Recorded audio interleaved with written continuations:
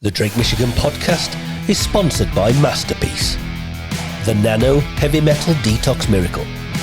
Start your journey to freedom from toxins, heavy metals, graphene, and forever chemicals. For more information and to purchase this miracle product, see the description below. Welcome to the Drake Michigan podcast, and today I have the wonderful Lynn Noble, who is an author, I've just been told, one off camera, of 33 books. Lynn is an expert in nutrition and a forager. So one of the reasons I contacted you, Lynn, as I mentioned off camera also, is I really, what we're about really is we want people to find their true power, their actual personal sovereignty, their within soul, spirit, and matter. You know that people have their own power, and it's been quite prevalent, especially over the past few years, with what's been happening, is that individuals need to stop relying on systems and start taking a responsibility for themselves. So when I saw your tweets, and I thought I'd love to speak to Lynn, because it's a subject that I am a complete novice. I started growing my own food only this year. Made some right mistakes, but managed to eat a few things. But I've made a mess of a number of things as well. But I've made a start. You know, and it has to be there. But obviously with the past few years, like I say, people have given their power away constantly to systems. And you know, and we could go metaphysically as well. They give their power away constantly to outside rather than themselves. So yeah, Lynn, you started life up in Huddersfield, and you're now further down south. I'd love to learn more how your journey began, and how you ended up becoming this expert. So please tell me. Shall I start before I was a year old? Because I remember well before I was a year old. Yeah, please. Yeah. So, okay, I have very, very clear memories of time before I was a year old. So I was gathering information and watching people and things like that before we moved from Birkby. So we spent the first year at Birkby in Huddersfield. Then we moved to Long Lane, and I was always a very, very active and curious child. So when we moved to Long Lane in Dalton, Huddersfield, about a year old, I was always trying to escape. I always wanted to find out what was outside the garden. So if my dad wasn't at home, if he was out at work, then I was always trying to get through the apertures in the gate and disappear. And then my mother put barbed wire up at the gate, and I shredded all my clothes so the barbed wire came off. Oh wow. But when my dad was at home, because my dad was just absolutely wonderful and everything, he grew everything. So he grew tomatoes. I can still smell them in the greenhouse and whatever. And he grew cabbages, and we had plum trees, and it was just a normal part of life.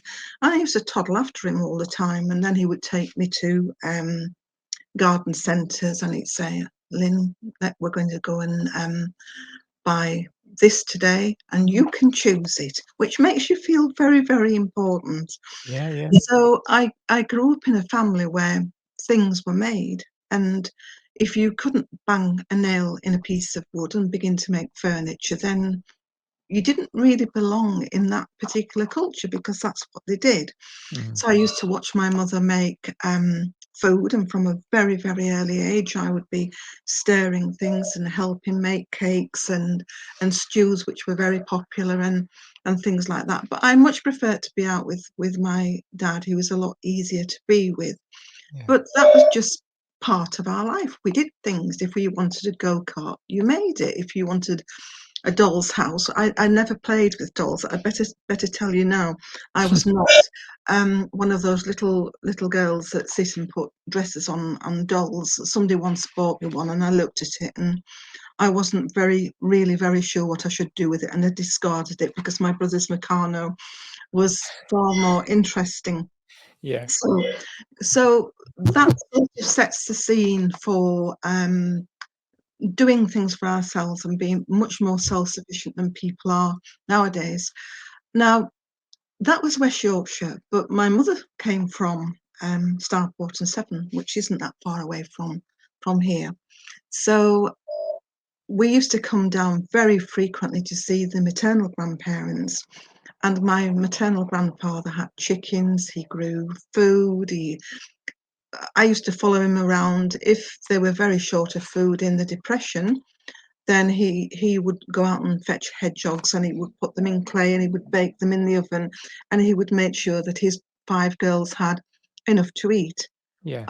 I remember the first time that he showed me all the chickens in the backyard that he had, and he said to me, "Right, Lynn, which one would you like? Which one do you think is the prettiest?" And I said, "Well, that one is Grandad," and everything. So he picked it up and he went, "Like that."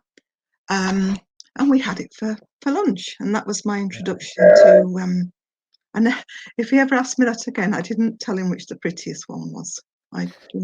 And whatever. So it was very normal. He grew things, he caught things, and it was the most normal thing in the world to do. And we went blackberrying and bilberrying on Hartlebury Common. We used to go and get bilberries from there as well. And then I had this great auntie Glad, who never had any children, and she was absolutely marvellous. Lived out in the middle of nowhere. Had a dog that was bigger than herself. We used to go and see her when we went down there. We'd take the goats for a walk. We'd take all the apples up out of the orchard and take them home and make apple pies and apple crumbles and things like that. There weren't supermarkets. There was a little corner shop, but we did everything ourselves. And it was fun because it was something that you did together as a family. Yeah. And I think that is so important. People don't realise the strength of the family. And yes, families fall out. They do all sorts of things and everything. But if the family is how I remember it when I was little, it was an extended one. I knew my cousins and my second cousins and my aunts and my great aunts and where I fitted into the family. And I'm not saying that some of them I didn't think were quite peculiar, but if they had a dog, they were fine. So that's basically how everything started. And of course, because it was immediately post-war, everybody was very conscious because it was still rationing, I think, at the time. Food was still very, very scarce. And so people were very conscious about getting the right vitamins and the right minerals, and we didn't just eat part of an animal. We ate the whole animal. We didn't waste anything. So I used to watch my paternal grandfather eating tripe. Never tried it. It smelt a bit strange, but he loved it. And so we didn't throw things away. We stewed them. We did something. I mean, we don't see oxtail that much anymore, but oxtail was something that you bought every week, and you stewed it. Most people had a pressure cooker that I recall up in West Yorkshire. And so they made a lot of soups and stews using these cuts of meat that need a long cooking time. So I've got a pressure cooker now as well. When everybody was really upset and said, "Well, how can we afford gas, electricity?" I said, "But you can make a meal in 10 minutes in a pressure cooker." Wow. And that's not going to use that much gas or electricity. And I still use it now. So all these even steamed sponge puddings, if you haven't got a microwave, you can do it within 6 minutes. It's just knowing how to do it. And a lot of those skills have gone, and they need to come back, because there's nothing like being in the kitchen and being creative. And you don't basically have to grow anything if you're not a grower. And some people find growing things better than and easier than other people. Maybe because the soil's better. I don't know. We had to get 2 bulk bags of mushroom compost and put it in this garden before we could start growing anything. But this burdock, if you know what burdock looks like, then it's, you've got roots, and the roots are just as good as carrots and other root vegetables, but it's free. Right. So Yeah. I took a small root from somewhere nearby, and I grew it in the garden. And now I've got a really big burdock, and that'll do us for quite a number of meals. And I will just take a small section of the root off, put it elsewhere, and it'll grow again. And we've got, sorry, It's such important knowledge, Lynn, though. I mean, it like the generations, the agendas that have come in, they've taken this knowledge away because, yeah, and like you were talking about families, the importance of family, yeah, that's been eradicated as well yes, over the yes, years, yeah, and it's all to take again the individual power away from mm, and take you away from nature and take you away from source. That's my belief, mm, and it's so sad to see. I mean, my childhood, I can recall moments of such things, but that now when I look at it, it changed very quickly. And then you've got a very fast society now where the mother and the father both work, sometimes more than one job each, mm, to make sure there's food on the table. You go into a supermarket and grab everything you can, and it's all processed crap food full of chemicals. mm, Um, you could go on and on, couldn't you, Lynn? But it's kind of that is such a sad thing that has yeah, disappeared. Even it's sad that you don't go into the local village and there's a greengrocer anymore. yeah, That's sad as well. You're mm, relying on these big supermarket chains, and I don't trust any of it, I'll be honest with you, especially over the past few years. And your knowledge, it should be in the household still, but yeah, nobody generations now wouldn't know what you're talking about, Lynn, would they? I mean, let's be honest, the kids now, they're mm, lucky if they can butter a slice of bread, never never mind do what you're talking about there. mm.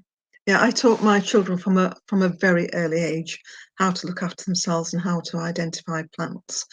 Um, even I mean, people go to the supermarkets and they buy spinach. Well, we've got white dead nettle in the garden now. Most people will pull that up as a weed, but Yeah. it tastes just as good as spinach. So why Wow. would you want to pull it up and chuck it away and go to the supermarket and pay the prices that you have to pay for spinach when you've got some growing in the back garden? It doesn't matter how much you pull it up; it'll carry on growing, and it's very, very nutritious. So, you Yeah, know, yeah. I wouldn't be doing that. We've got blackberries, wild blackberries growing over the fence.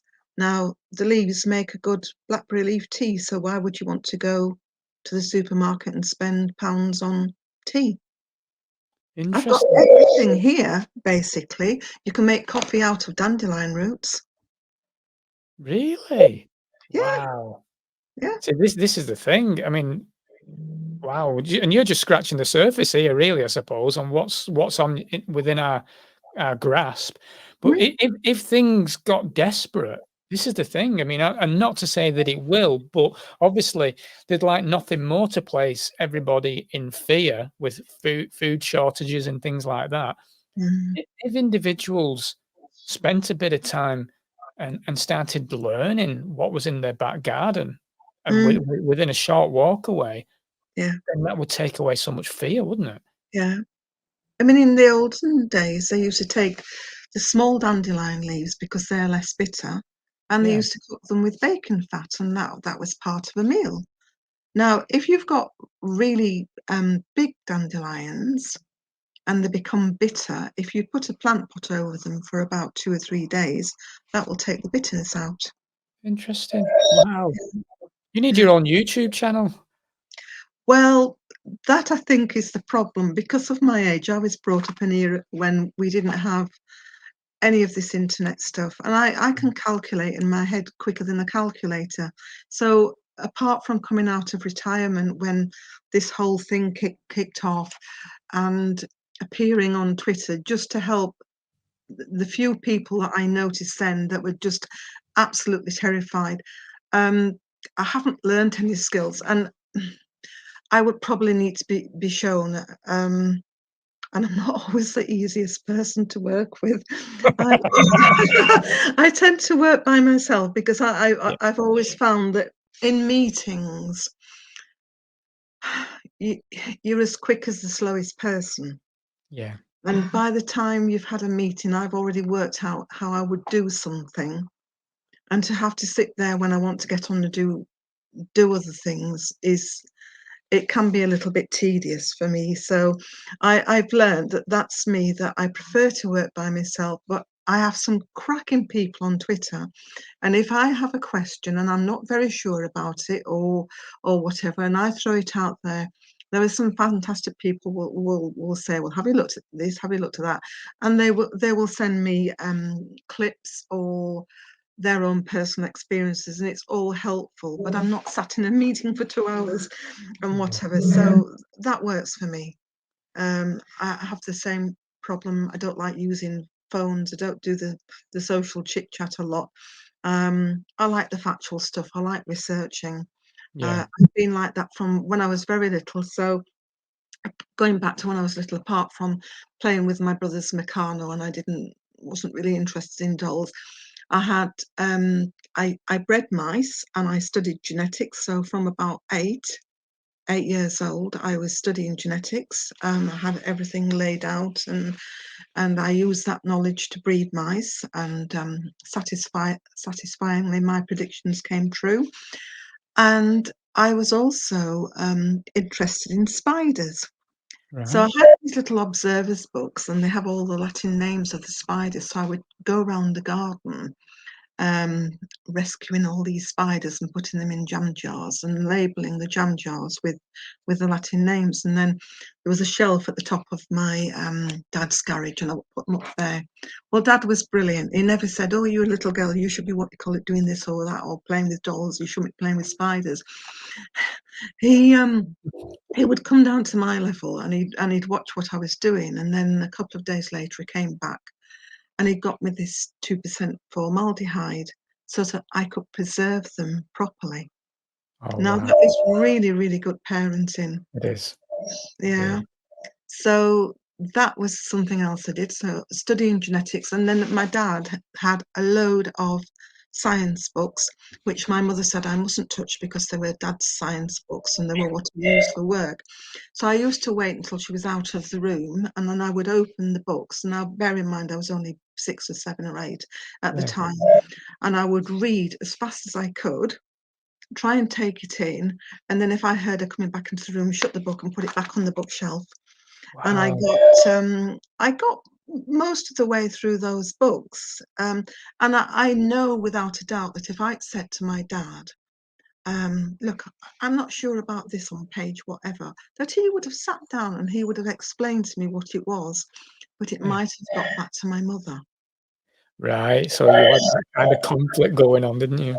There was a conflict going on, yeah.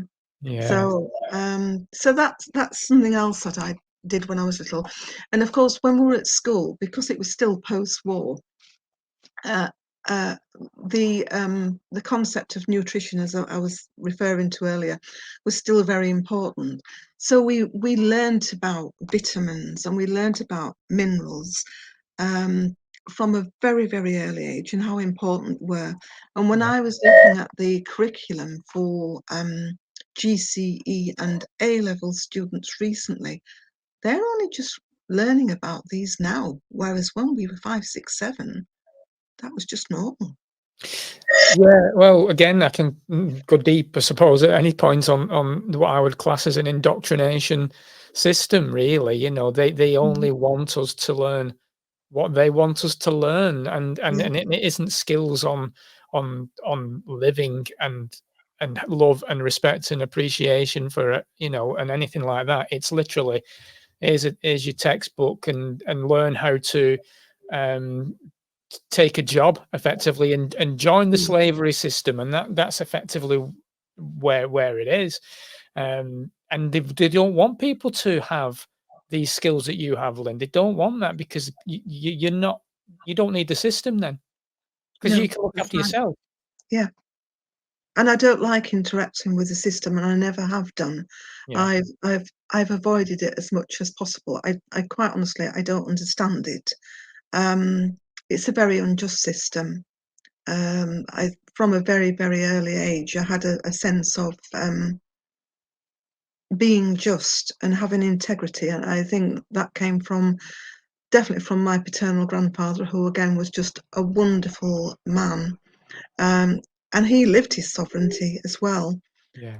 He was my hero. My father died when I was 10 years old, and that was I think that has been the most painful time in my life. And so my granddad Noble who'd always been around, sort of became the second dad. And he was, Mhm. yeah, he was just an amazing man as well. I mean, I think I was very, very lucky in having the men in my life that I did. And I find it quite sad that when families are breaking up, that the children are often prevented from seeing the dad, because whatever goes on between husband and wife should not affect the children. Oh, Um, 100%. Yeah, yeah, 100%. And that's a massive subject in itself. But yeah, again, it again, is.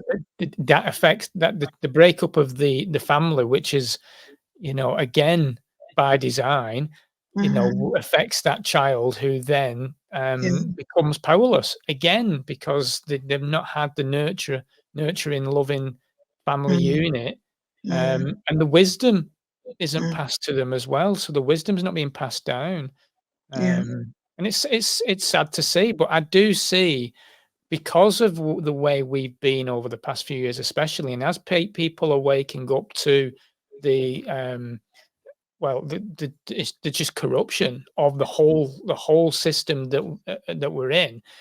I see people waking up to the fact that they need to become more um, aware of themselves, and more, what's the word? Sovereign, I suppose, is the yes, word. yeah, And I think that's important. And as that moves forward, I think families will start growing again as well, and communities will start growing, because I think there'll mm, be a call for it. I think it's cyclic in that respect, you know. yeah, yeah, I do and believe in the human spirit, Lynn. Do you know what I mean? I yeah, do believe that. I just think that they're pushing us in such a, well, obviously their agendas are pushing us towards transhumanism, and completely away from God, if you like, the mm, universe, mm, Mother Nature, whatever you want to call it. They're pushing us further away and more into technology, and yeah, away from that connection. yeah, But I do believe the true souls on this planet will always come back to the true purpose. yeah. I agree with that. Yeah, I'm yeah, fascinated by, how, because you've obviously learned so much as a child. You're obviously highly intelligent as a child as well. To be picking up science books at sort of 6, 7 year old, and reading them quickly, and I think I'm just amazed by that. I think that's wonderful. And I presume in school must have been quite interesting. And did you stand out alone at times at school because you were on a different level and you were learning different things, or was all the children the same at that time? when I look back, I probably was very different. But I Mm, think when you're a small child, you don't, I was going to say you don't realize it, but the first classes in the infant school obviously weren't streamed. yeah. Um, and I could read exceptionally well, and the ability must run in the family, because my daughter taught herself to read when she was 2 years and 2 months old. Um, but I remember sitting. We used to have half an hour's reading time in the class, and I remember sitting next to this young lad, and so I was reading my book, and I was about 4 or 5 pages on, and he was still on the first page, and I couldn't understand that, bearing in mind I was quite young and whatever. And so I kept glancing back, wondering when he was going to turn the page and get on to the next page. And he didn't. He just kept staring at the page. And I think about 5 minutes into it, I realised that he couldn't read. And Wow. I think that image stuck in my mind, because when I got to be a lot older, I found that I could teach Yeah. quite well. And so one of the things that I wanted to do when I went through life was actually teach people who found it difficult to learn, using the approaches that they do in school. And so some of the children that I taught, I spent 5 years teaching privately. And most of the children that I had were children that the schools couldn't do anything with. And that saddened me, that anybody should go through life feeling a total failure. I still come across people in their 50s and 60s, and they'll say, I was a total failure at school. I couldn't do this and I couldn't do that. And I said, well, you weren't taught correctly then, because No. I've never, ever failed to be able to teach somebody. So one child that I had, and I will call him James, and he was lovely. He was bottom of the pile at school. He used to sit in the corner of the classroom, and the teacher said that he had moderate learning difficulties and he wouldn't go very far. Mm-hmm. And at that time, I had people coming from Batley and beyond. When I was teaching privately, I had a long, long list of people desperate to get in and have half an hour or half an hour or an hour's teaching for their child. And his mother found out about me, and she brought him along, and he sat there with his head down, and he just looked absolutely defeated. And he did have, if you put him in a school, I could see that he would have learning problems, because schools will say, you've got to do it this way and you've got to do it that way. Well, I will do the complete opposite. And I've never, ever shouted at a child, because if they can't understand, that's my problem. I have to present it in a different way. I have never, ever shouted at any pupil that I've taught. So he needed a very, very structured approach. And fortunately, his mum was just absolutely brilliant, because sometimes I would give them homework. Now, when I'm talking about homework, I'm not talking about hours and hours. That's counterproductive. Not necessarily. If you can't get across what you need to get across in a half an hour or an hour, then you failed as a teacher. It's not the pupil that's failed at all. It's your teaching methods. But now and again, it's good to sort of say, well, halfway through the week, just go through this for 5 minutes. Put the timer on so you're not going over and above 5 minutes. Because if you say to a child, well, do this homework, they've had this at school. They've had hours and hours when they could have been playing out on a bike, enjoying themselves, relaxing. So I say, right, you don't do more than 5 minutes. Put the timer on. When the timer gets to the end of 5 minutes, that's it. I don't care whether you finish or not, because there's no penalties here at all. You'll still get your hot chocolate. You'll still get your biscuits when you come. That's fine. So this young chap now has a first in chemistry. Nice. That's lovely. Yeah. That's lovely. I wish you were my teacher, Lynn. Oh, bless you.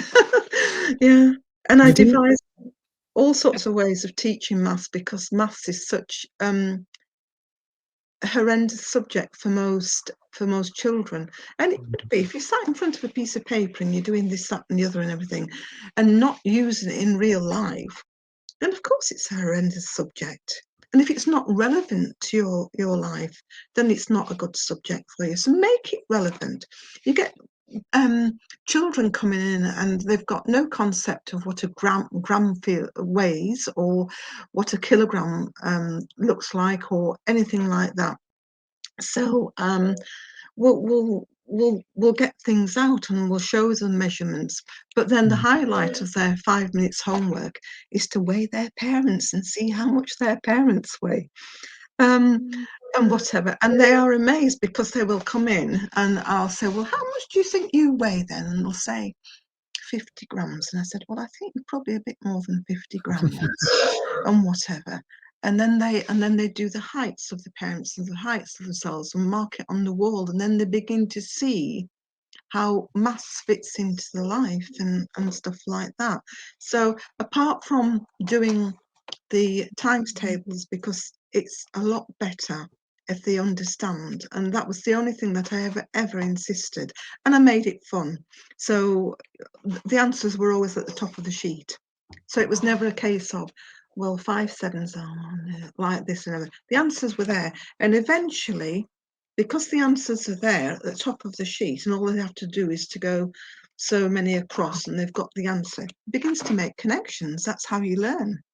And It's having that understanding, isn't it? I think that the in my memory of school, I didn't like school, I'll be honest with you. And I wasn't that I was hopeless.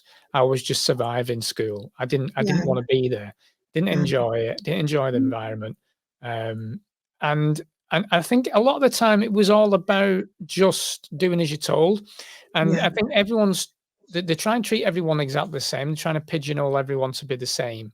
And mm, everyone's unique and beautifully unique, and yes, you're not allowed to flourish in yeah, that unique style, because I don't think the system allows it. One teacher for 30 members of class, mm, you're going to have your favorites, and then you're probably going to concentrate on those favorites, and that's cruel. And yeah, but I think also it's almost like you are there to memorize, not mm, to understand. You are yeah, there to pass an exam at the end, which is just mm, a memory test. yeah, My daughter's very clever. She's very intelligent, and she has got a photographic memory, but she's mm, intelligent as well. But she struggled with her exams because she wasn't that bothered, to be honest with you. mm, But she could quite easily breeze through things because she can remember things like that. yeah, I could never do that, Mila, and that's just not my memory. Is shot, always has been, doesn't work that way. But I no, need to understand. yes, But that's your brilliant. teaching is there of how to actually understand. Mm, Does yeah, I mean, I'm sure there are plenty of wonderful teachers in schools as well, but I would imagine, again, speaking of systems, they're being squashed. They are being yes, squashed by the yeah, system and not being able to flourish as the teacher that they would want to be. So I'd mm, imagine being a private tutor, you've got more chance. yeah. It was a privilege. Um, I took 5 years out. I was working with elderly before then. Um, love that job. Absolutely love that job. Um, started law degree more. I was also fostering children, and Right. then I adopted Dan. That is such a long story. There's so many long stories in my life. You wouldn't believe it, but he was a character. And it was quite difficult finding him a placement, and so they said, well, we'll send him to Lynne. And he only needed about an hour in 24 hours sleep, and then he was just on the go, and he had no idea of danger or anything like that. And if he wanted to protest about something, he could open his mouth and he could scream for an hour. I tell you, he has turned out to be the most wonderful human being, Oh, uh, and he wouldn't be taken in by any of this scam at yeah, all. yeah. Yeah, so I was doing that, but because Dan didn't fit into school at all, he was very, very bright. Um, I Once I adopted him, I'd fostered him for 3 years. Once I adopted him, and so I had more leverage in many respects. He had noticed that there was some abuse going on in the classroom, and he challenged the NTA about it, Mhm. which I think is wonderful, but probably wasn't wise. But I'm glad that he did it.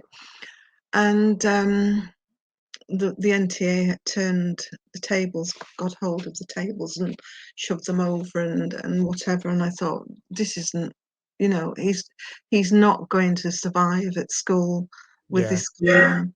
And so I took him out, and the first day he says, what am I going to do? And I said, well, what do you want to do, Dan? What are you interested in? He says, I'm interested in whales. So I said, whales, the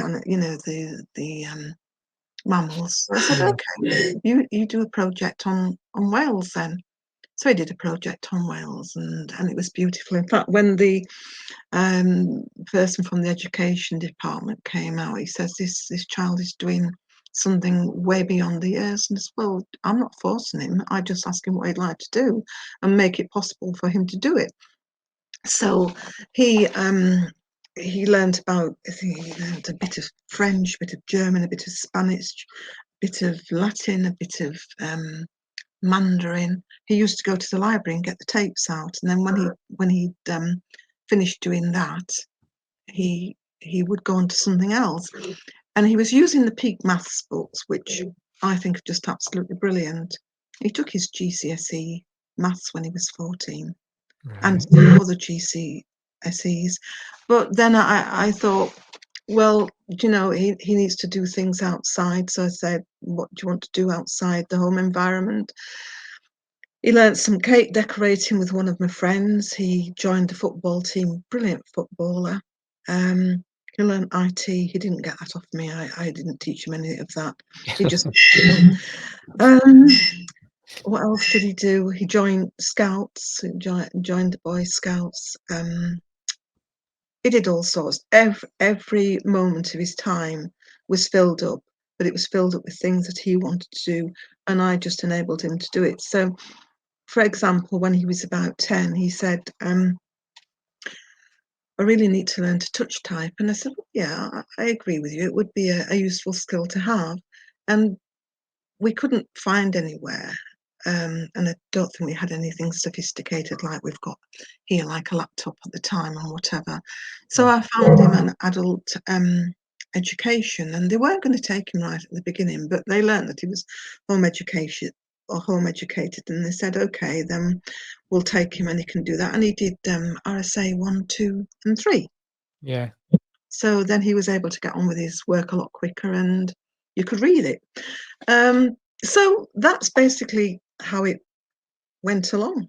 Yeah. So So you've been inspiring lives throughout, really, haven't you, Lynn? And obviously, I mean, we'll get to it soon enough, but obviously, you becoming an author is an opportunity to reach more people, because you can only spread yourself so thinly, can't you? That's the thing. When people are inspired by you, they want that information. So, but obviously, we'll get to that, because I'm sure you've got more stories to go before you become an author. But yeah, I presume you're continually cooking in the kitchen and creating these creative, healthy, and nutritional valued food. Was that being passed on to your children then as well? oh yes, yeah. So both sides of what children learn were being passed on. So my daughter is quite good at plumbing, and my sons were very good at cooking.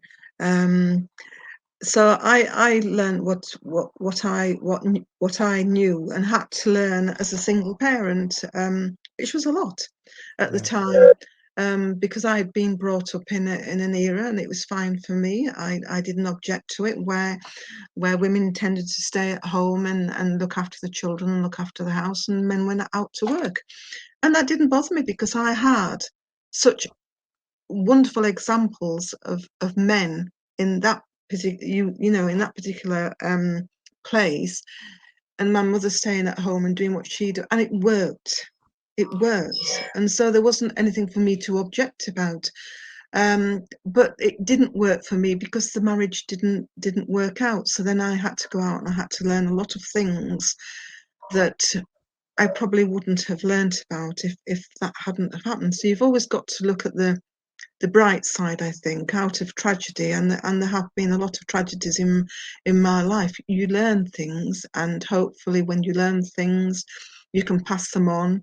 I found that life experiences make you a lot less judgmental than you probably are when you're very tiny and you're learning and you're picking things up from other people.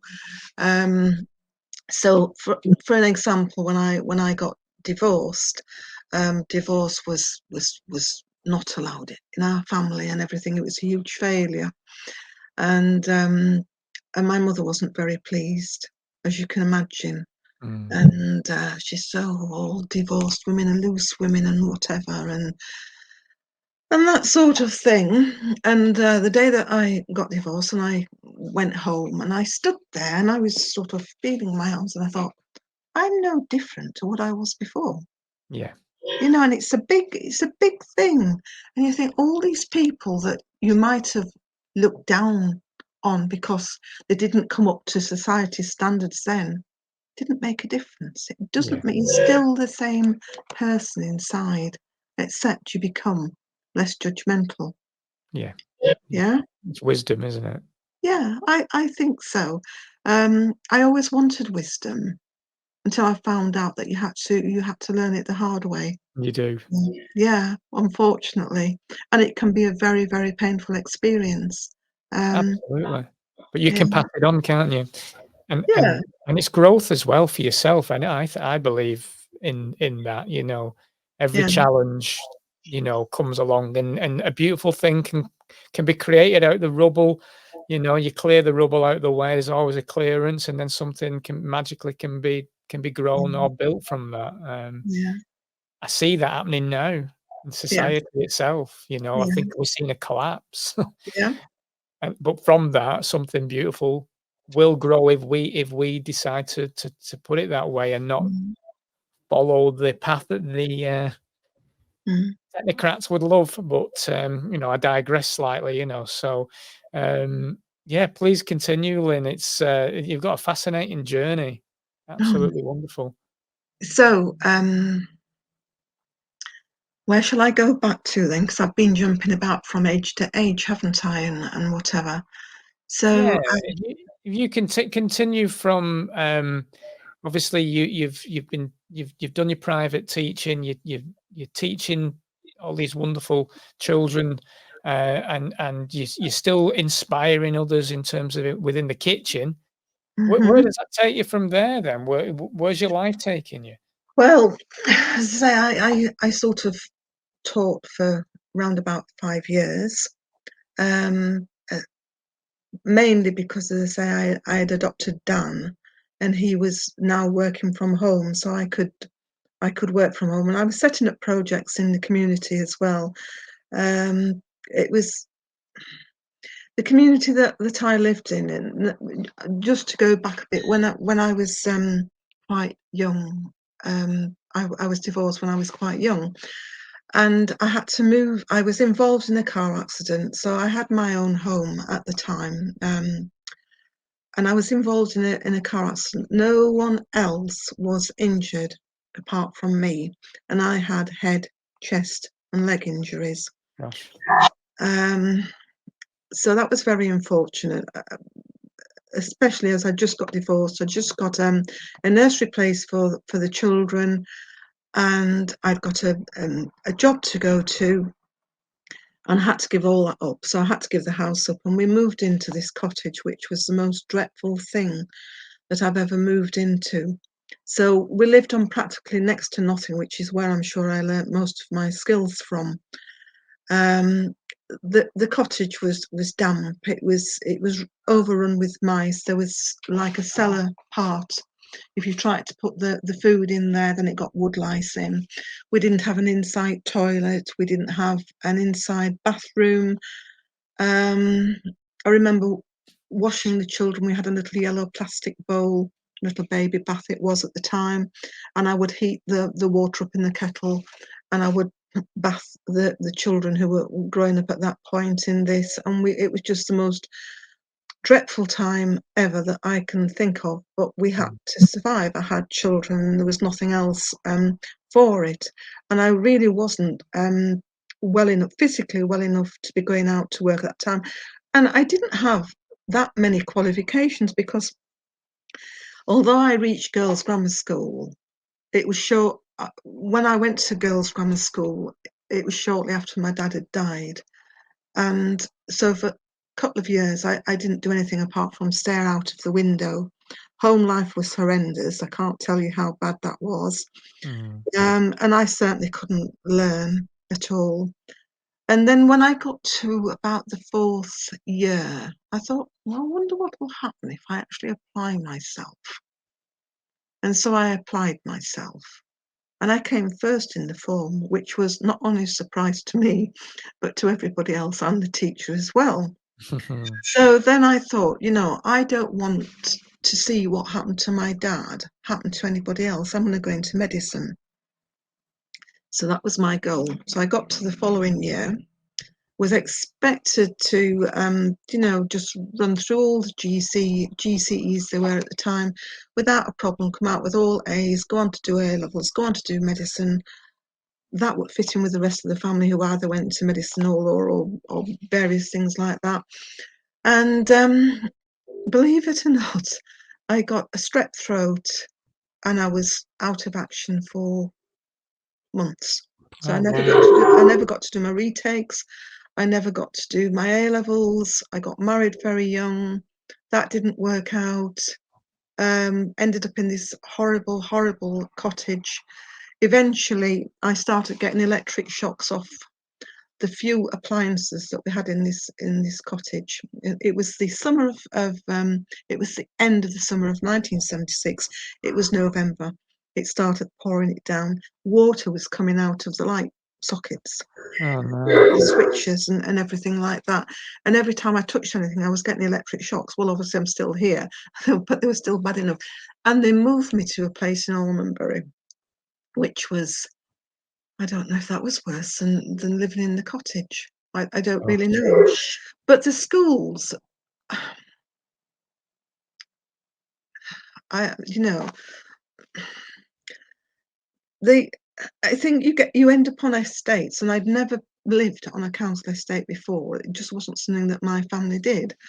And so we were on this council estate, and nobody expected anything decent from these children. Yeah. So the expectations at school were low, and nobody bothered with them. And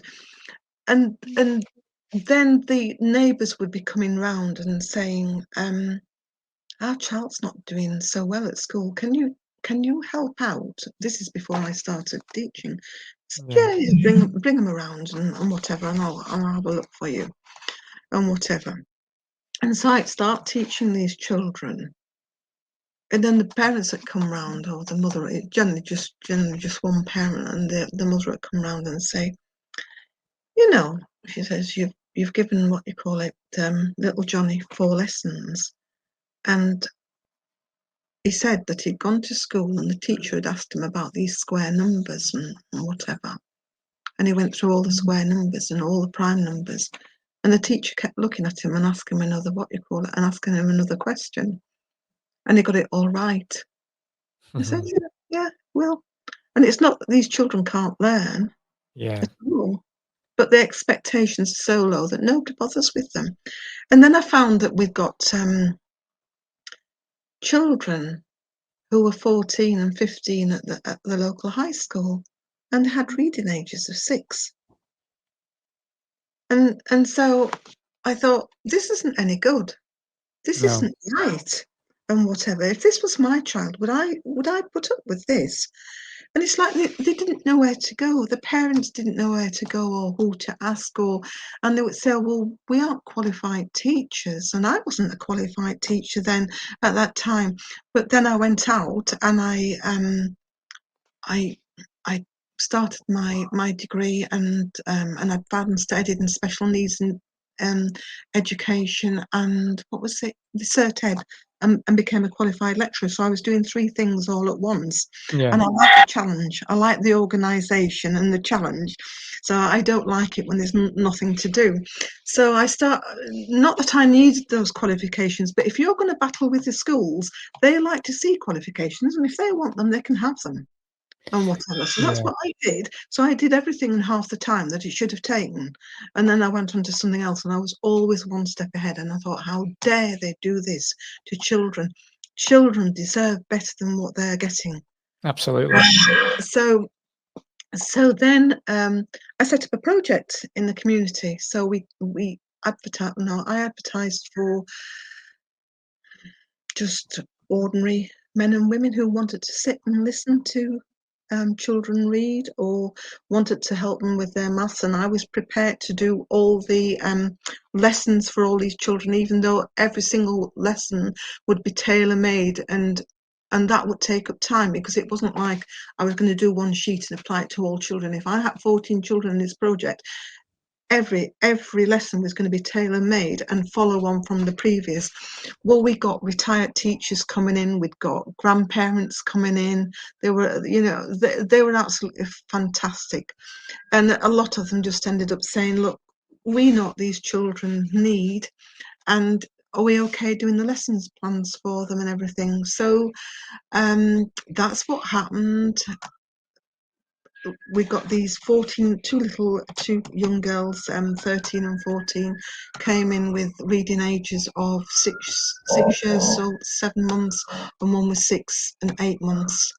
And within 3 months, it had gone up about 3.5 years, just by this 1 hour a week that they got with these people. Wow. So that was called the Bread Initiative, which was bringing reading, education, advancement, development. And that continued until we were in a church setting at the time, and that was fine. We were paying them a small amount of rent, and then we'd more or less got ourselves settled, and we were doing this marvellous work in the community. And they came along and said, well, we are going to put up your rent by, I believe it's 14%. And I objected, because I'm a Christian, and there was no reason for that. Is just pure greed. And whatever. If you're really concerned about people in the community, then why would you do that? If you're enjoying everything that we're doing here at Drake, Michigan, please subscribe, ring my bell, and let's enjoy this journey together.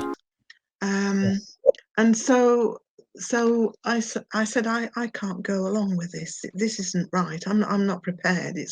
It's an unjust situation. And so they sent me a letter, and they said, well, that's fine. We'll take over then. You don't have to run it. You can be because I was the educational consultant then. So they said, you can, we'll come back to you, and if we need any advice, then we'll get in touch with you, but we'll run it from now on. So I had to go round and speak to all the parents and say, look, I won't be running it anymore. I can't go along with this. 14%, that is a ridiculous amount. It would take all the money, or I'd have to put your fees up, or I think they paid about £5 for the session, but they didn't have to pay anything at all if they didn't have the money. It was left entirely up to them. The box was there. They could put some money in if they wanted, and if they couldn't, nobody was going to look or anything like that. I just bought the equipment and whatever. So I went round, and every single parent said, if you aren't going to be there, Lynn, we aren't going again. So I think the church turned up, the church people turned up on the first night that they said they were going to do it, and nobody turned up. But what I did with these volunteers that we had, the volunteers went into the children's homes, and we're teaching them there. That's amazing. Yeah. So Amazing. that was good. Yeah, I enjoyed that. That's a sort of a 1-0 there, Lynn, isn't it? Over the greed that comes in. Obviously, I've heard stories like this before in sort of like local community kind of things, where initiatives are then again greed and money comes into play and ruins the whole purpose of what the whole thing was about in the first place, which is to help people. Ultimately, and you've done wonderful things there, Lynn. That's fantastic. I enjoyed it for as long as it lasted. So then we'll have to come on to when I met Michael. So this is my husband.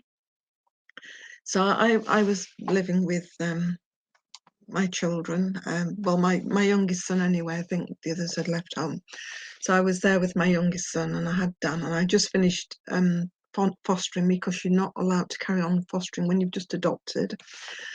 So I had these two young lads in the house, my birth son and Dan, and I had a spare room because I wasn't fostering anymore. And so I advertised with the university for an 18-year-old female. Mm. Nobody came along.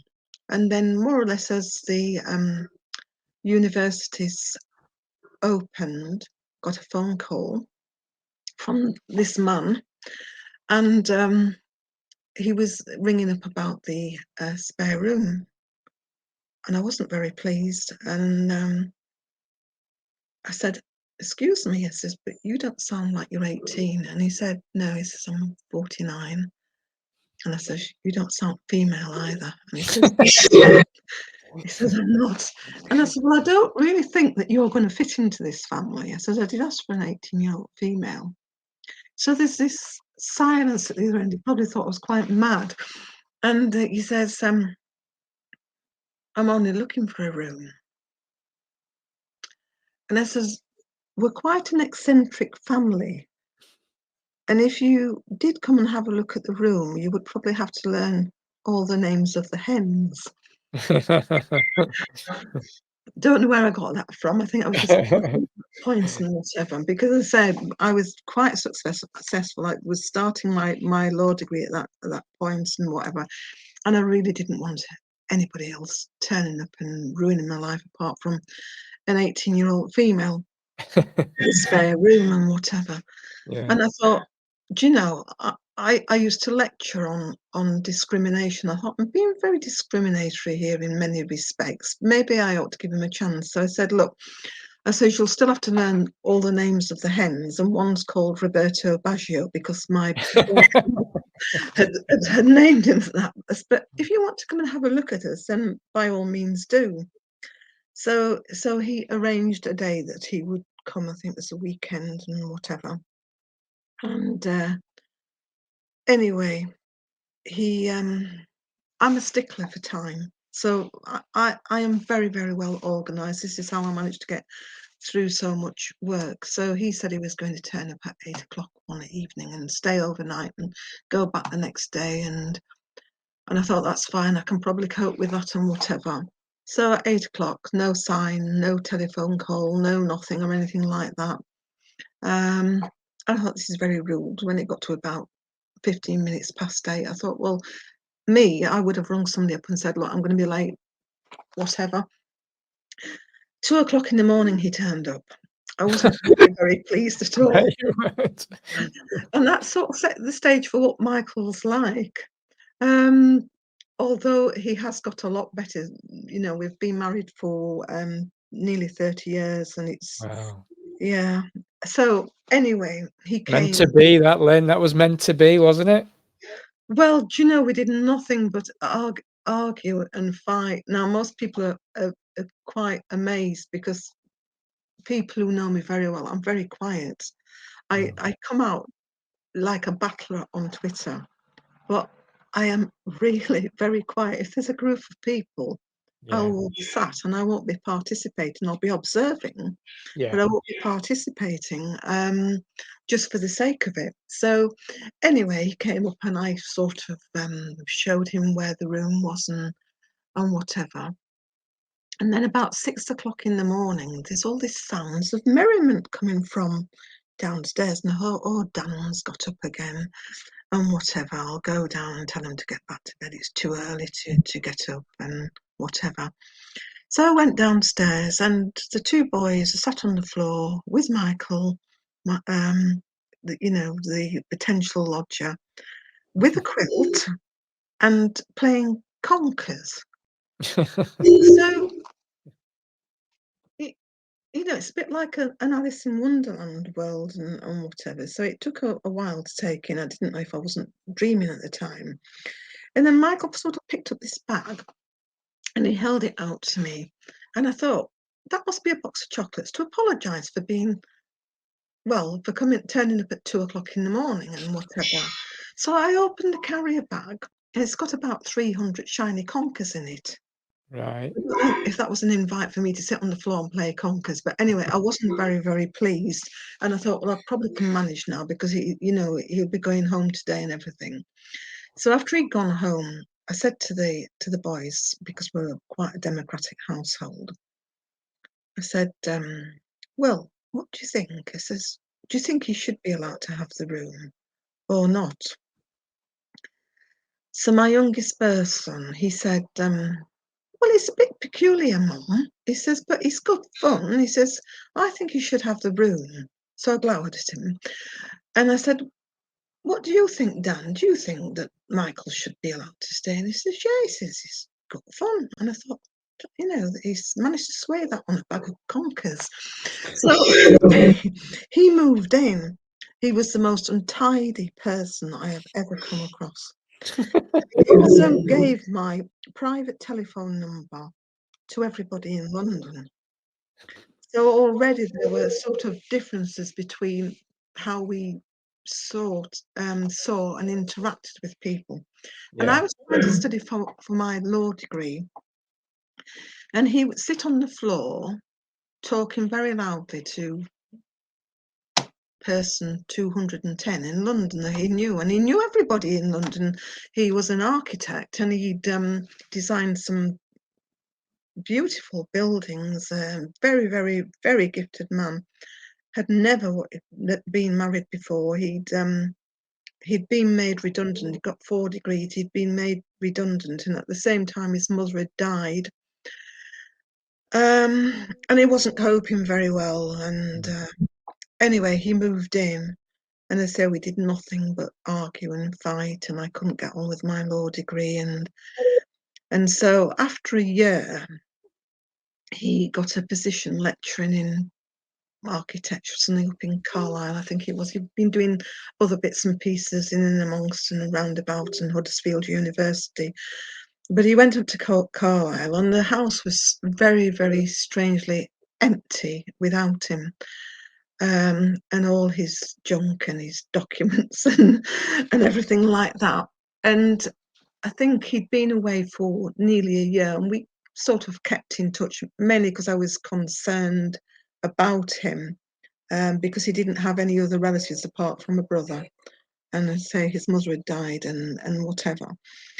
And after a year, Barnsley College got in touch with me and said, look, we've got a position for Michael Hutchinson. This is the last telephone number that we've got for him. Is he there? Can we speak to him? Because he would be eminently suited to this position. And I said, well, he's not here, but I can get in touch with him. And so I rang him up, and at that time he was being made redundant. Nobody wanted architects because of the building recession and whatever. And I said, look, they've got this position for you at Barnsley. If you want your old room, you can move back in. And so that's how it happened, basically. And then we got married. And we have been happily married for, say, nearly 30 years. We're still very, very different, but I think I'm very fortunate because as an academic myself, he has been very useful. He has a lot of knowledge that I don't have that I can learn from. I have a lot of knowledge that he didn't have. I've had to teach him to cook. He couldn't even cook porridge when I first met him. And that was a trial, because I thought I'll teach him how to cook porridge. Now he's got a wonderful memory for architecture, and he was a landscape architect as well. Wonderful memory when it comes to things like that. Mundane things, no. So I spent a good number of weeks going over the porridge bit with him, and then I said we would try chili con carne, because he liked chili con carne. And we did that for a number of weeks, and I said, like, can you remember how to make the porridge? So he put chili in the porridge. Anyway, he's got he's got better over the years, but he likes foraging. Right. I can't take him anywhere. He can be an embarrassment sometimes, because he'll just help himself to whatever's growing anywhere. Because that's what he did when he was little. He lived in a small cottage, and it was an earth floor, and they had a baby belling to cook on, and they had a water pump for the water, and the outside toilet was 2 houses down and things like that. So there was a lot in common, and so we've learned from each other's. Now I'm never going to be interested in buildings. I'm interested in people. Yeah. So when we were out in the car, he was saying, "What do you think to that spire there?" And I said, "Do you know, Michael, I wasn't looking at the spire. I was looking at the butterflies and whatever." So we're always going to be different. So in a way, it works very well. And I don't drive. I've never driven since the car accident. Yeah. So that happened when I was 22. But if I can say, "Look, I've been working on this project for 4 hours now. I need a break. Let's go out." He will drop everything and we will go out. Oh, that's So that's really good. And he's wonderful at woodwork. And because my dad was so good at woodwork, to actually watch somebody making something out of wood, I just think it's a real privilege.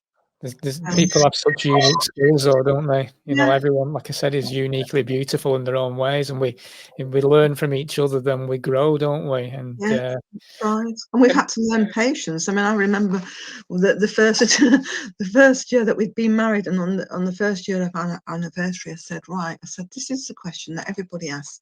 So I'll say, "We've been married a year now, Michael." I said, "What have you learnt from the marriage?" And he thought, and he said, "Patience." Yeah, It's important. Patience is important. it's very. I, you know, I, I used to think I was a very patient person until I look at Michael, and then I learnt that I had to learn a lot more, and vice versa, I think as well. Yeah. Can I ask you? Obviously, you've got many more experiences, but I'm very interested on how you then became an author and why. Because looking at some of the books I've had a quick scan through, they're really important subjects, aren't they? In helping individuals in certain ways. It could be for anxiety, stress, fibromyalgia, Mm. things like that, and obviously, the diet itself and nutrition. So, were these subjects that have always been important to you through your life, and you wanted to write them, or how did it all get started? I've always been interested in nutrition. So that was another thing apart from, among the genetics, I was always interested in nutrition. And before I would eat anything as a child, I would say to my mother, like, "We're having liver and we're having peas and we're having mash. What vitamins and minerals are in these?" And she answered for about the first three times. And then after that, she said to me, "Oh, shut up, Lynn." She says, "Why can't you just be a normal child and just eat them like any other child?" So it's back to the books and finding things out in books and whatever. So I was always interested in that, and I've always been interested in people and people's health, and not just physical health but mental health. It's the Yeah, whole and the spiritual part of people as well. yeah, I've always been in caring roles. So even though I was the child in the house, I seemed to spend a lot of time caring for my mother in ways that she probably wouldn't have realised, and whatever. And then of course when my grandfather was older, I'd be looking after him and whatever. And I because I'm not normally a talker, mm, I like to listen to people, and yeah, I so say this is why I think it's important in a group. I sit and I listen to people, and I try not to place my assumptions on their experiences. And I think part of that is where some wisdom comes from, because yeah, I can never tell anybody this worked for me and therefore it will work for you, because people are so wonderfully diverse, they're so wonderfully different that I yeah, can't. And I'm only going to learn about other people if I sit and listen to their experiences. And sometimes there are points of contact. Um, Sometimes you can be more um, empathetic mhm, because you've been through similar things, but you can't say that you totally understand anybody else. Um, People will say to me, or say on a Mother's Day, they will say, you know, your mother is the most wonderful person that you're going to ever have in your life. Well, my mother wasn't, unfortunately, but my dad was, and whatever. And my grandfather, my granddad Noble was. So, so even from very little, I was writing books, but it was all handwritten, and I'd make little books myself, and then I'd get wool and I'd put needles through them, and that was how you held them together. And we didn't have staples or anything then, and I'd be writing things, and even sort of like mini counselling books on my observations of people and whatever. No, it's strange when I look back, but for me it was a perfectly normal thing to do. Yeah, it was. And then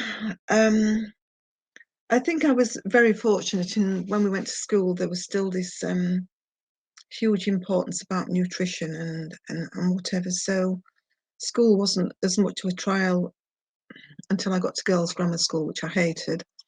And so when we were at school, when we were in the infants and the junior school, we weren't limited in what we could do.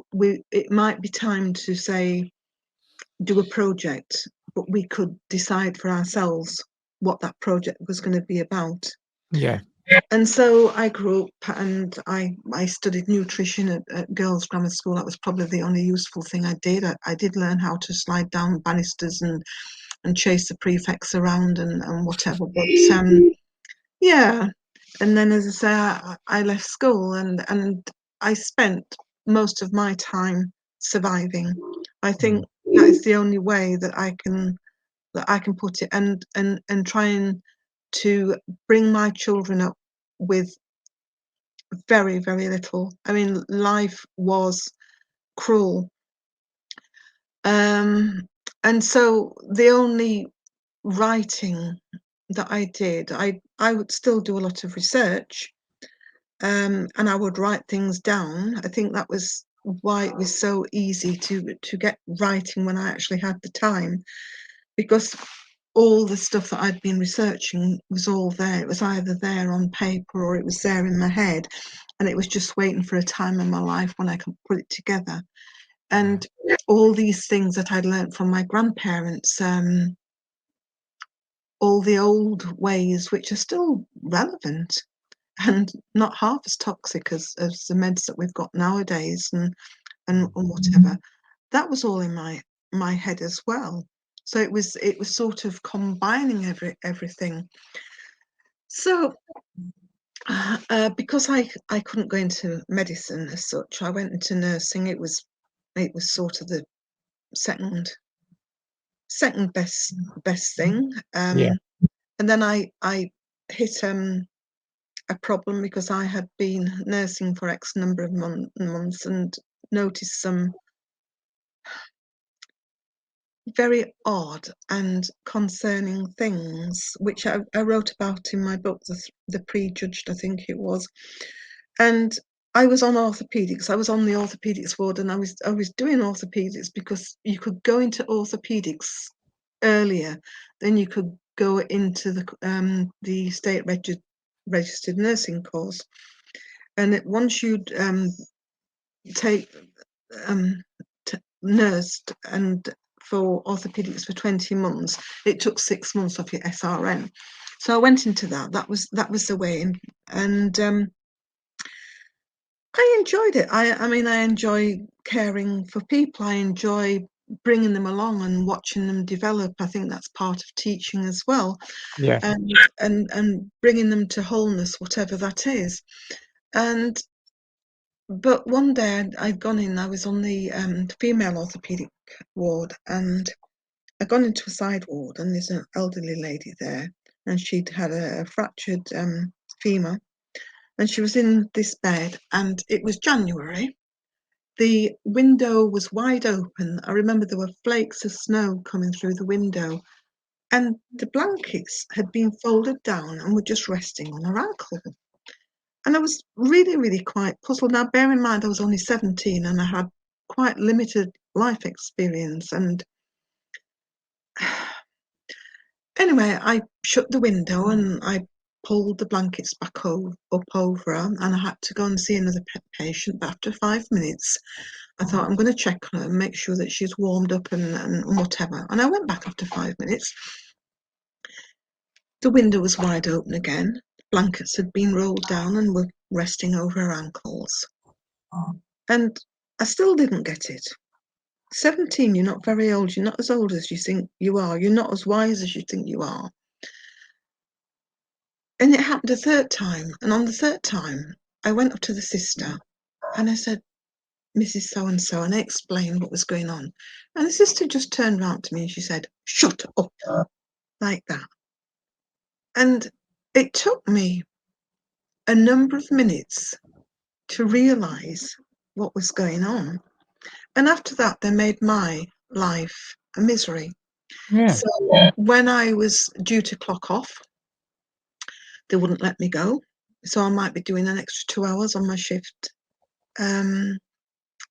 They stopped teaching me at that point. There was just and I was too young to handle it. I really was too young to handle it. But the experience that I gained there when I eventually did leave, I worked in elderly. I loved it. I absolutely loved it. And the changes that I made there, yeah, I think it made a lot of difference to a lot of the elderly people that I was working with. I mean, in one of the homes, they were putting elderly people to bed at 6 o'clock because the night staff didn't want to do it.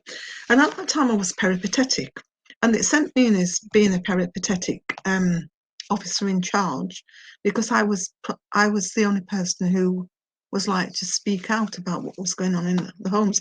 Didn't know at the time. I was told this afterwards.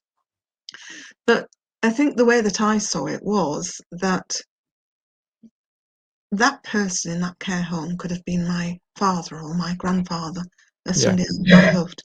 And I would want people to treat them properly. So anyway, this care home that I went into, that I was sent to for 6 months and everything, they were being sent to bed early. And I said to this thing, I've only been there for 2 days, and I said to this elderly gentleman, do you want to go to bed at 6 o'clock in the evening? And he said, no. And I said, well, why are you allowing yourself to be put to bed at 6 o'clock? And he says, well, we have to. And I says, well, if you could stay up to what time that you wanted to, what time would you stay up to? And he said, well, I'd like to watch the 10 o'clock news. And so I said, tonight, I said, you stay up until the time that you want to. I went round and I told every resident, you don't have to be put to bed at 6 o'clock. The staff are here for you. Yeah. You are there to make their life a convenience and whatever. And I said, and if anybody here is told that they've been a nuisance or they have to go to bed at 6 o'clock, I says, you tell me next time on duty and I will sort it out. And from that point on, people were going to bed at 10:30 after the news. They were going to bed at 1 o'clock, whatever. But it made me think, what happens to people? Because these were people who would have fought in the war. I mean, the courage, bravery and everything. And they've got to a stage now where they're biddable. They're doing what other people are telling them to. I won't ever do that. I can't see it happening. It's a worrying trend, that, Lynn, really. Yeah, You know, that can bring us straight back to now, to date, really, I suppose, and what we saw over the past few years, especially in the care homes. And you know, it raised question marks considerably for me as how do individuals in medical establishments and care homes treat or actually think it's okay. You know, are they just taking the procedures as written, and that's the way they do it, and are they not empathic enough to individuals that they're caring for?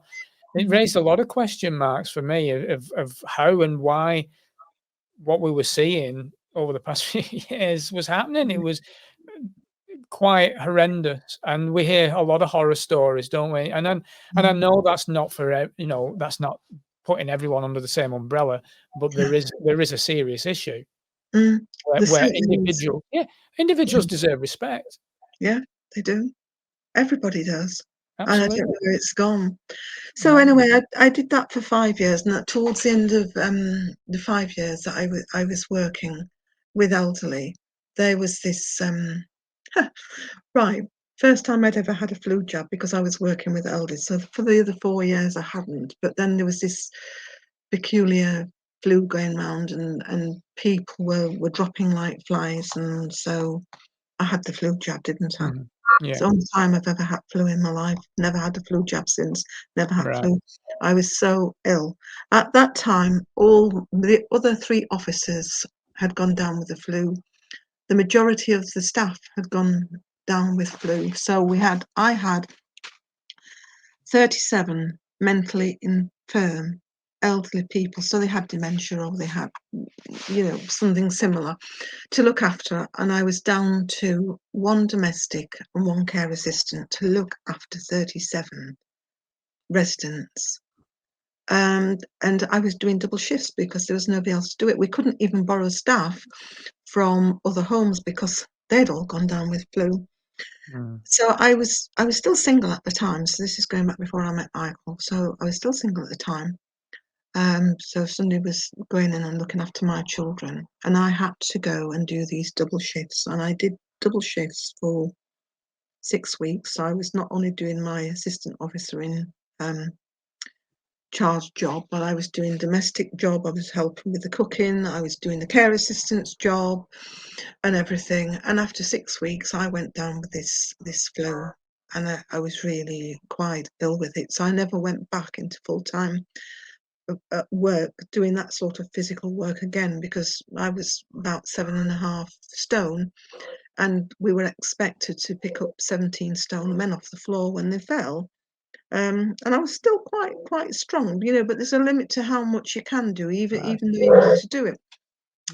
Now, this was in an era when, now let me just get this right.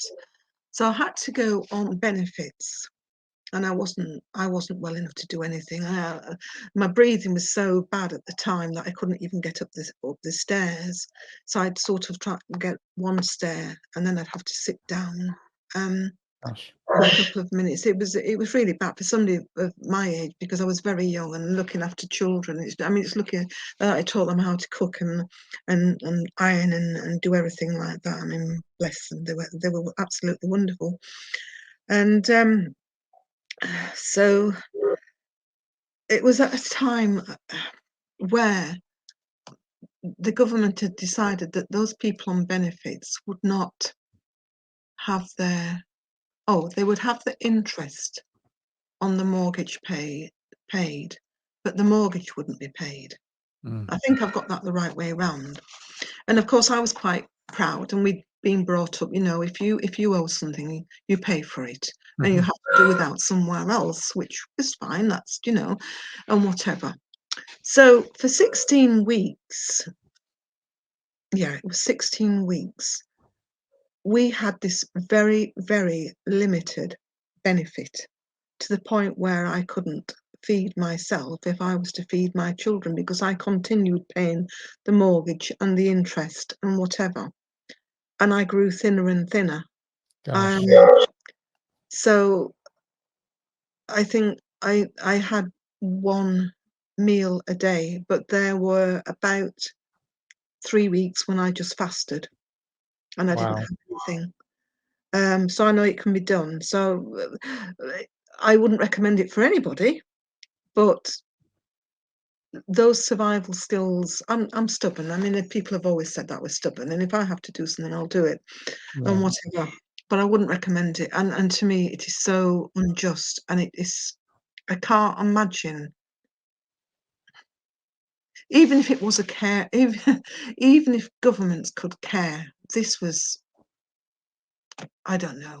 I mean, how could they introduce something like that was going to do that to families? So it was just, I mean, it taught me things, because I can live on very little, and I see it as a challenge. Yeah. Whatever. But I think if you want to do that, it has to be a choice. It can't be forced on you. As it is, because of my skills in nutrition and whatever, the two boys, my two birth children, grew up to be, well, the eldest one was 6'2.5" with size 13 feet, and the other one was 6'1.5" with size 11 feet. So I don't think I did so badly, really. But it was these 16 weeks, and at the end of 16 weeks, I think I celebrated with a bar of chocolate, because it was the first time that I could actually treat myself and whatever. And it was then that I was sort of living, using things from the countryside more than any other time I can think of in my life to supplement what we had. But there was no compassion in society at all, absolutely none. And so when the children were out at school, then all the heating would go off, and I would sit under a blanket. And as a single parent, what single parents used to do in those days, they would go to bed early with a good book, because that kept them warm, being under the covers and whatever. And you have all these little tricks and whatever that you do in order to survive. So I still didn't at that point have time to write, but I read a lot. And whatever. So I sort of shortly after so that was that, and that's when I went into teaching, because teaching wasn't a physical thing, and I had to be at home for there was a gap between me ending and looking after elderly, a couple of years of recovery physically, basically for me, and then I went into fostering, and I said to social services, you just send me the children that nobody else wants. We had some cracking kids, honestly, absolutely wonderful they were. Yeah, but they did Very have inspiring. Hmm? Very inspiring, because people do have lots of challenges, and some people, when you were talking about those 16 weeks, that would be a death to a lot of people. Yeah. They wouldn't have that inner strength. Mental health now, especially now, is at an all-time low. Yeah. And if you get hit with that kind of pressure, it will kill people, Yeah. we've witnessed over the past few years. Again, with lockdowns and things like that. It's been catastrophic for a lot of people. It has. Again, coming back to, so you are finding the opportunities within those challenges to feed your family from foraging. Yeah, but then that wasn't an unusual thing, because we used to do that a lot when I was a child anyway. So it was just a matter of extending the skills and the knowledge that I had. You can make hedgerow jam from the hawthorn berries and things like that. And it was quite normal. And then to keep the children warm in bed, if you put aluminium foil underneath. I mean, I do it with my husband. I'm fine. I don't get cold all that easily, but he's older than I am, and he does. And when we first moved to the place that we're here now, and the boiler didn't work, and it was the middle of winter and whatever, and he was getting cold and whatever, and so I put aluminium foil under the sheet, and we put aluminium foil on the seats, and we were fine. We were warm enough. And it's knowing all these little tricks and whatever. Do you have this knowledge in your books then, Lynn? Have you written about these because obviously you've written quite a lot of books now, but I'm presuming that in a number of these, you're going to have a lot of this knowledge that people don't have, hidden away or very much in plain sight. I don't know, because I've written so many books now. I can't remember everything I've put in all of them. But certainly with the foraging, that I started that in the middle of all what's going on, because there were so many people frightened. Well, how are we going to feed ourselves? How are we going to do this? How are we going to do that?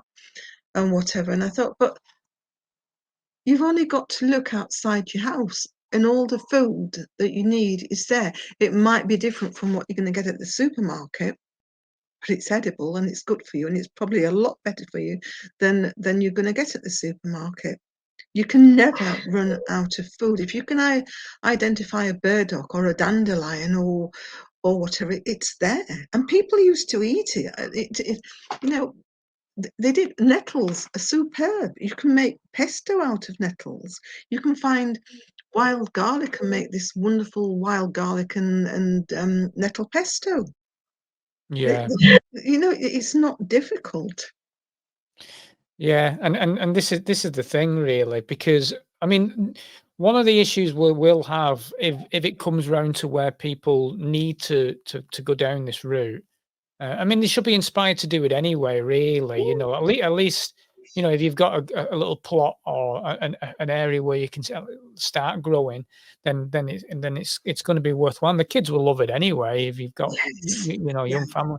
Um, but but having this knowledge, it needs to come back, really. And the thing is that addictions play a big part. Now, sugar addiction is a massive problem, obviously. And then there's the MSG, the chemicals that they put in food.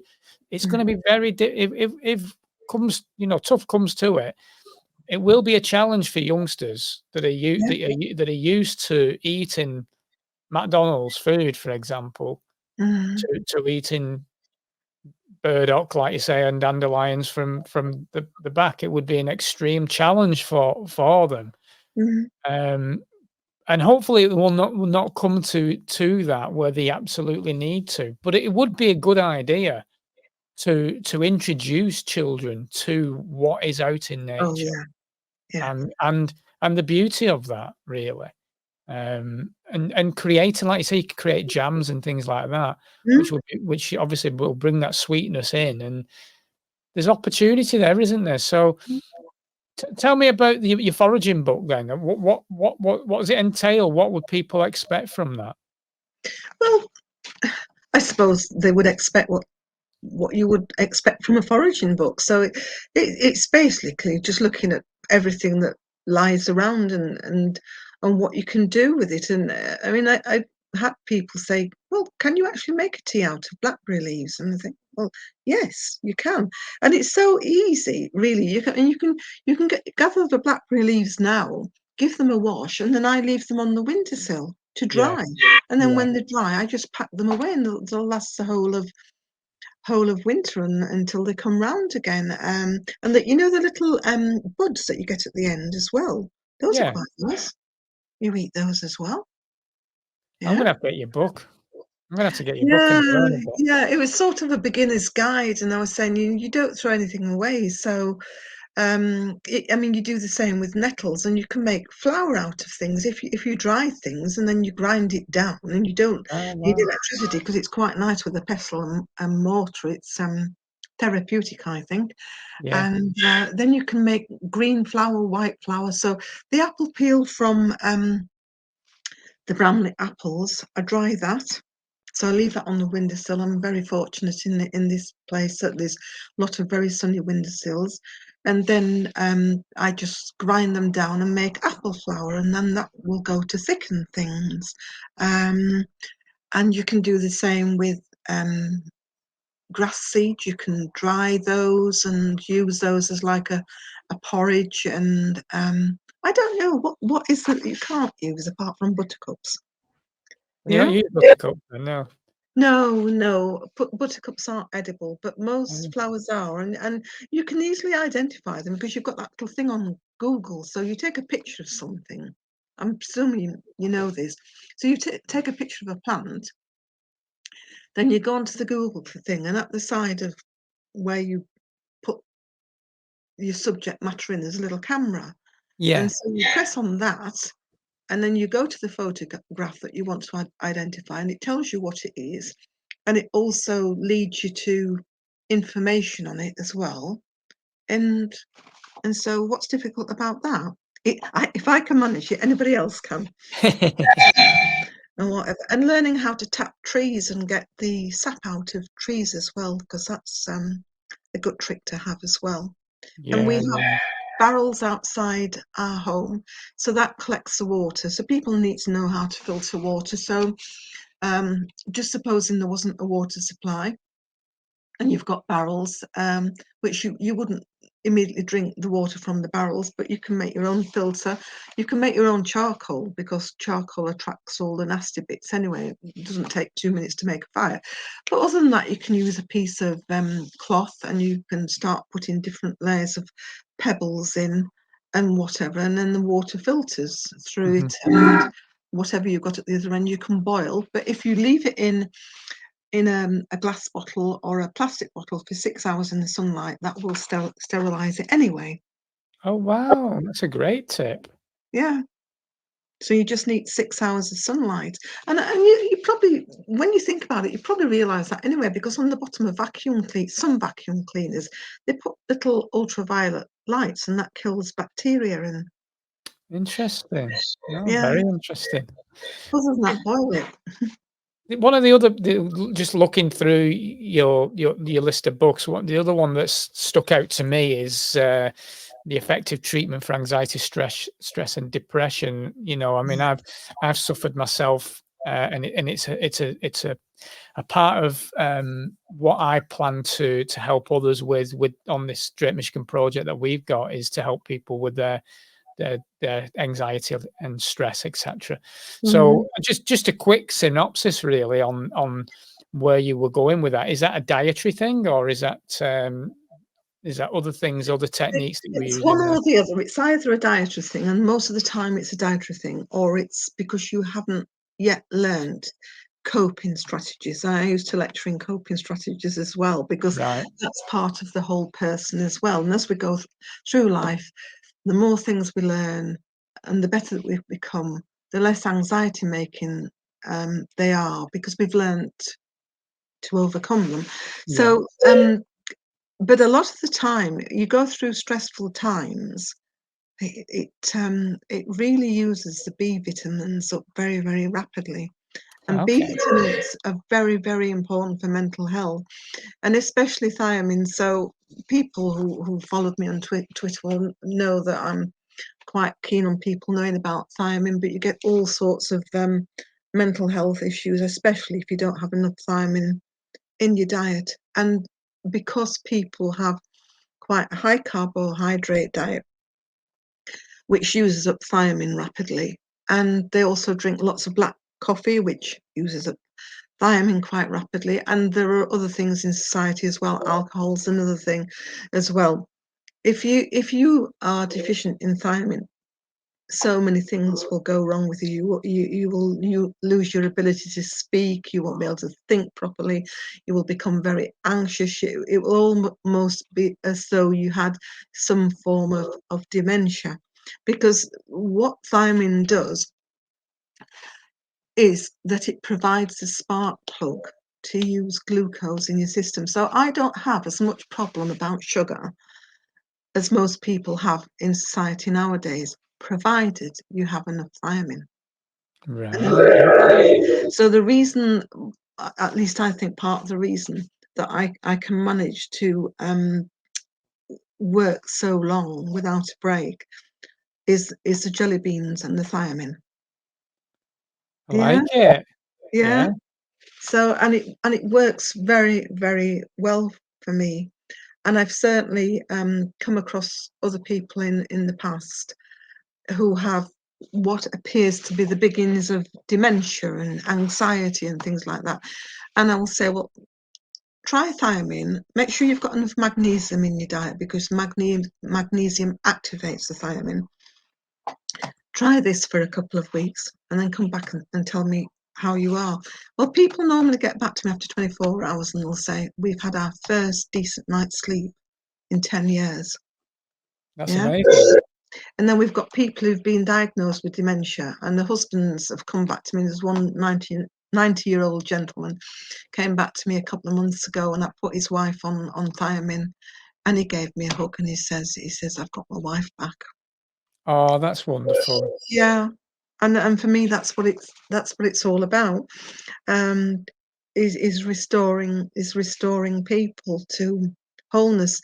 So even though I didn't go into medicine because of circumstances at the time, I think, and it probably, with hindsight, it probably wouldn't have been the best thing for me, because I'm not a conventional person.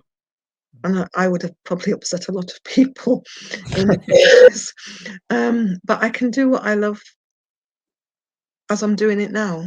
And that's really lovely. important.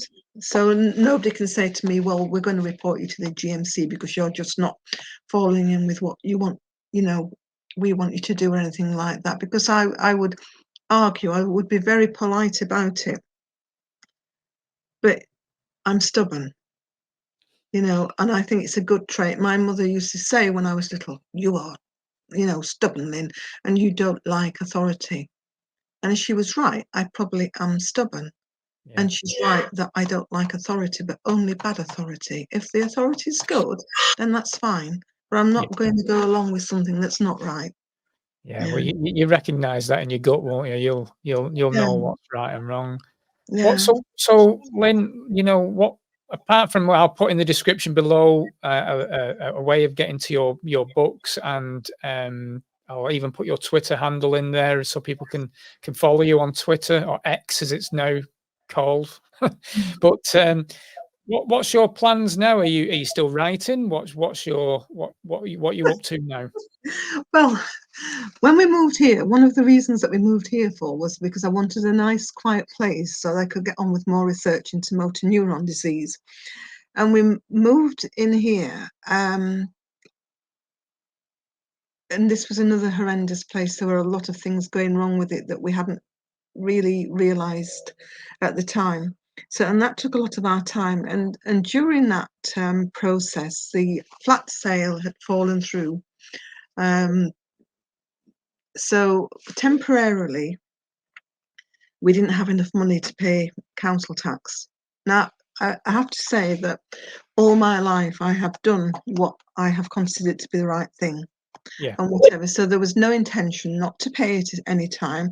It was just at that time we didn't have any heating. It was winter. Things were damp. The electricity didn't work in the front room. There was just a lot of things. And I like to think I'm a compassionate person. And if people know that people are struggling, and we were struggling at the time and everything, I hope I would do the right thing. Yeah. Well, first of all, we found out, and we hadn't been here for very long, about 4 weeks or something like that, that the council had gone to the estate agents and decided to ask them who we were. Now, I'm a private person. Yeah. I don't give my phone number. I know you've got it, but I don't give my phone number out. I don't give my address out. It's just me, Yeah. and whatever. So the fact that the council had stolen my data, approached the estate agent for it, and the estate agent had given it. I just think that's horrendous. So it's horrendous. That's theft, Yeah, as it far is as I'm horrendous. concerned. Mm. So then I explained to them that we would not be liable for any council tax at the time, and they ignored me. They ignored me 3 times and kept sending these liability. Well, we know we're going summons they were and whatever, and I kept writing back to them and saying, no, this isn't right. We want to appear at a hearing, not realising at the time that the courts were as bad as they were. Mm. And they went behind our back and had a hearing without our knowledge, which again I just think is so disrespectful. I can't even believe that these sort of things went on. But anyway, it's a steep learning curve. Yeah. So I dug my heels in and I started looking at legislation. I mean, legislation and research is what I'm good at. And Michael did, and because Michael's an architect and he likes reading legislation like most people like reading Woman's Realm and whatever. I mean, he just loves doing it. And he said, well, actually, he says, we're not an hereditament. And he says, we're not this and that, the other. He says, we shouldn't be banded at all. Now, I trust my husband, and I wouldn't want to get on the wrong side of him when it comes to buildings and property law and stuff like that, because he knows what he's talking about. And Yeah. if you think I'm stubborn, he's 10 times as stubborn. And so we looked into it further, and then now bear in mind, we aren't freehold, we're not tenants, we're not anything. we're not leasehold. We pay site charges, and it doesn't come into anything under the Local Government Finance Act 6.2. So he wrote to the council and said, well, what are you making us liable for? And they said, oh, we've made you liable for council tax under LGFA section 6.2a, which is freehold. Well, we're not registered with the land registry. We're not freehold or anything like that. Will they admit it? No, they won't. And whatever. But anyway, so we got involved with that.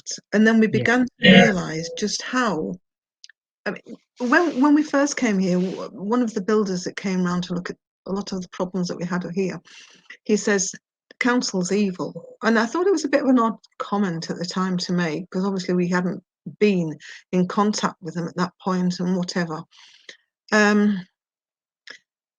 But I think with our experiences, we've just realised how difficult it is for the ordinary man and the ordinary woman who don't read legislation like we read it, who probably don't have the skills that we've done.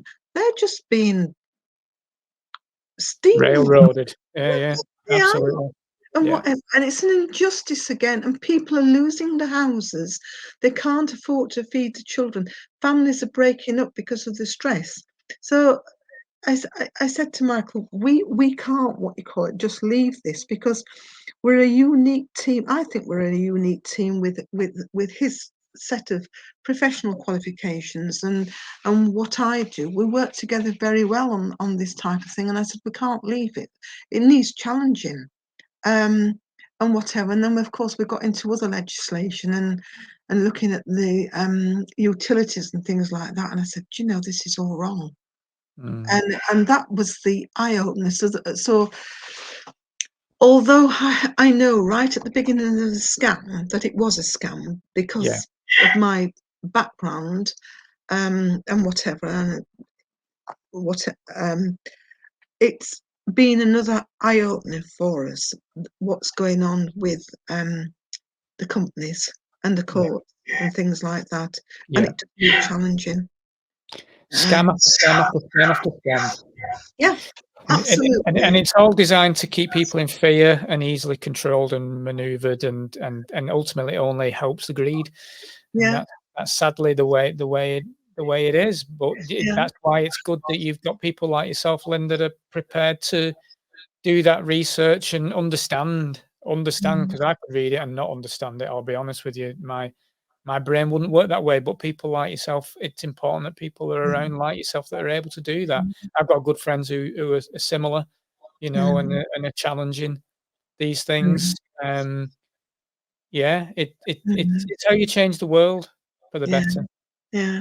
And then I say we've got a good team on Twitter. There's so many people are so helpful there. And then we joined Herefordshire Common Law Group. They're on Facebook. They're absolutely brilliant. They're, you know, doing some fantastic work. So we're in touch with a lot of people, but in many respects, because we're living where we are, we have to travel out to these groups as well. But I think I'm in a fortunate position because I think there's so many people on Twitter aren't in contact as much as we are, so they don't see what's going on underneath the surface and how much good work is being done.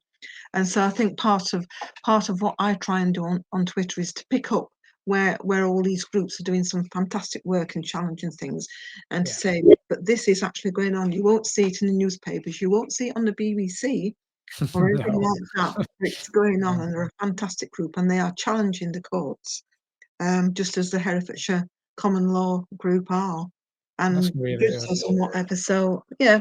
It's good, and I was going to retire 3 years ago, and I haven't retired, and I can't see it happening now. No, I think when there's a burning purpose and a drive of importance, it's you've got to continue, haven't you? So, and you know, thank you, Lynn, for spending time with me today, and It's been a pleasure. and thank you for inspiring through your life, and you keep inspiring the way you go, and you know, I'll look forward to hearing more from you, and I'll keep an eye on your posts as we go through these trying times. There's some testing times coming, and it's down to us as people to inspire others and to and keep this place moving forward. And we will create something beautiful out of all this mess, and I know that. So Yeah.